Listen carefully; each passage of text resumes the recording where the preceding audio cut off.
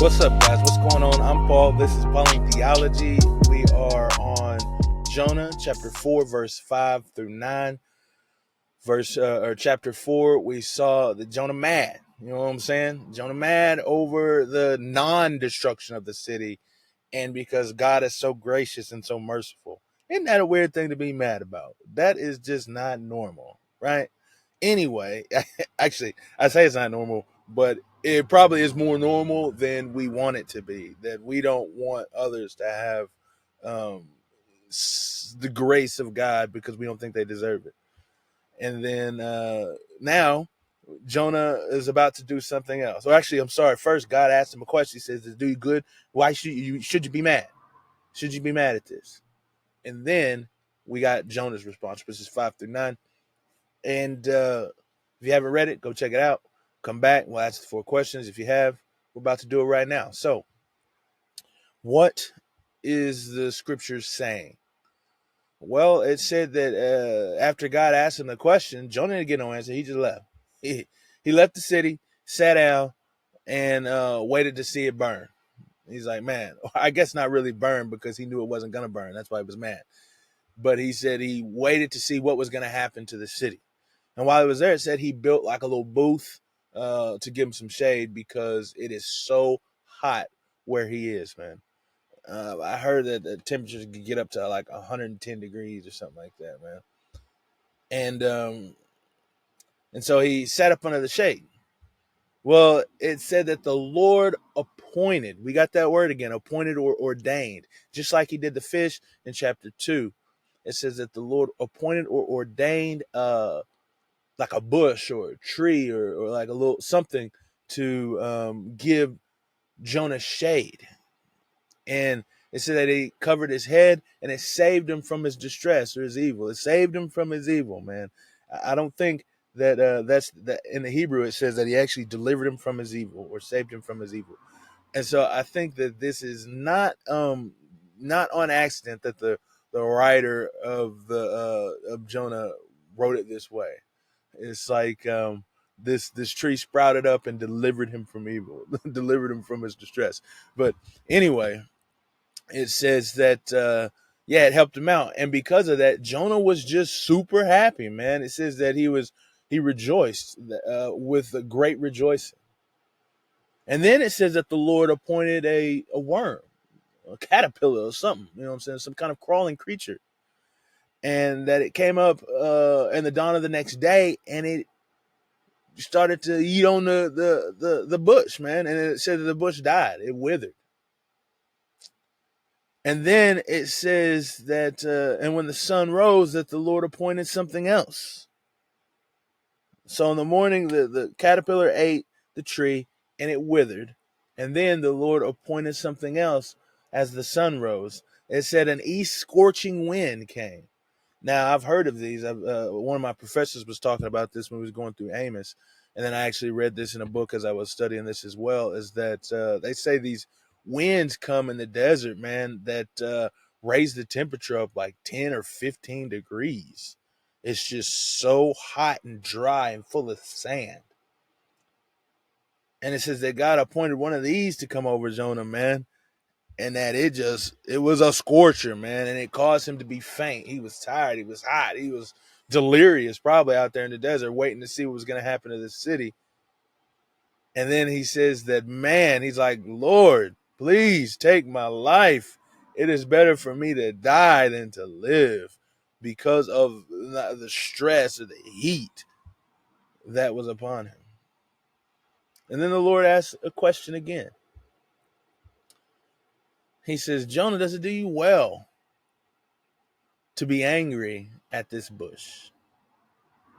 Does it do you well to be angry at this bush? And then this time, Jonah gave an answer.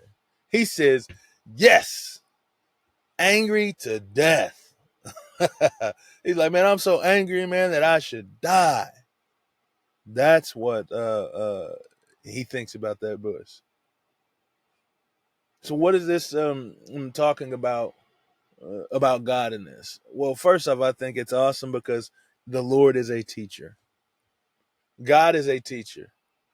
He's trying to show Jonah something. I think it's evident because he asked the same question, except he phrases it for the bush. He gives the bush as the object. But it's the same question. And so when Jonah didn't answer the first time and just went off and did his own thing, God said, let me give you an example. We live in van life, me and my wife, and for others that live in van life, bringing their kids along, it's like they say, yeah, live in van life because you could just, the classroom is where they are. You want to teach them about the Rocky Mountains? Go to the Rocky Mountains. You want to teach them about the Mount Rushmore? Go to Mount Rushmore. You want to teach them about animals? Man, go to the national forests or go to the land management. You want to teach them about plants. Your classroom is where you are. We have physical examples of the things that we want to teach. And so that is exactly what God does. He uses his creation to show an example of the thing that he wants Jonah to learn. He doesn't answer the question the first time, so he causes all of these events to happen so that he might ask the question again.